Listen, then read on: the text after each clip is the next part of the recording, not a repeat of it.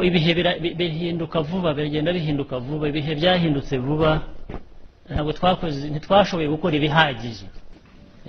Umuntu ajya kubamareramo rwose umujinya, bakajyana bakagira icyo bajyana bavanye mu Rwanda,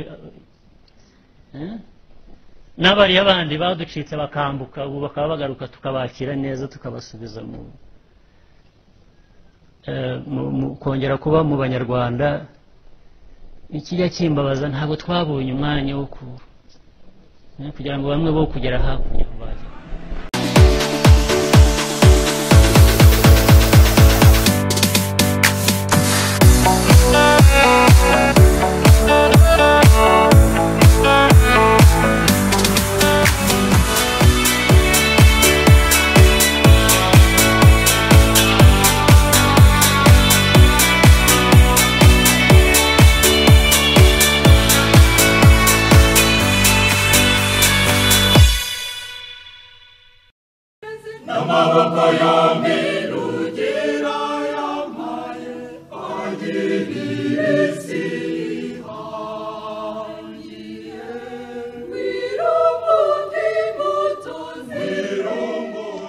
Le jugement de condamnation à l'issue de mon procès en première instance, naïvement et complaisamment confirmé en appel, n'est qu'un tissu de monstruosité odieuse qui ne fait pas honneur au tribunal pénal international pour le Rwanda et devrait faire honte à ceux qui lui font foi.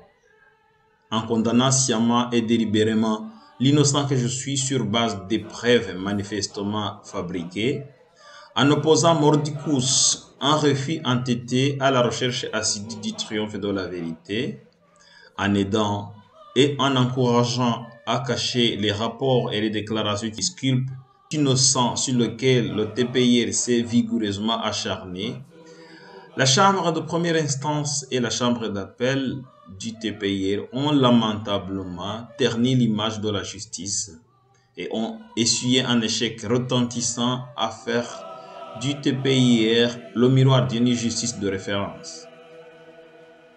Plaise au ciel que le cri de son naufragé parvienne aux oreilles des serviteurs courageux et généreux, intrépides et magnanimes, entièrement mis au service de la paix et de la liberté, pour que, enfin, la vérité triomphe.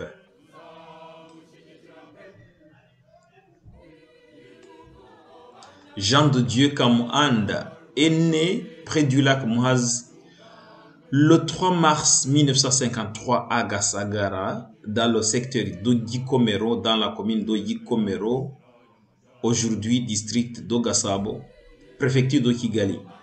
Linguiste et enseignant de formation, il a gravi tous les échelons du ministère de l'Enseignement supérieur, de la recherche scientifique et de la culture, où il a fait carrière depuis 1982. Depuis 1982, le 28 mai 1994, à Gitarama, en pleine guerre, dans la débandade et sans cérémonie, il prétend serment comme ministre de l'Enseignement supérieur, de la recherche scientifique et de la culture au sein d'un gouvernement en déroute. En juillet 1994, il prit le chemin de l'exil, au cours duquel il fut arrêté, jugé et injustement condamné à l'emprisonnement à vie. Il clame son innocence et affirme n'avoir rien à voir avec les crimes commis à Gikomero ou ailleurs au Rwanda en 1994.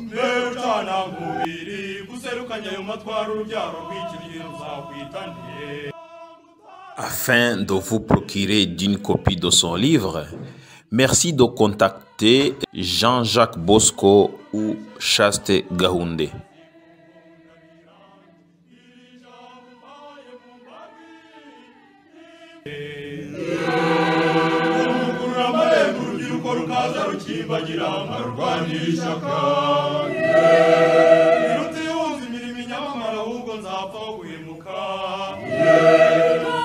Yeah.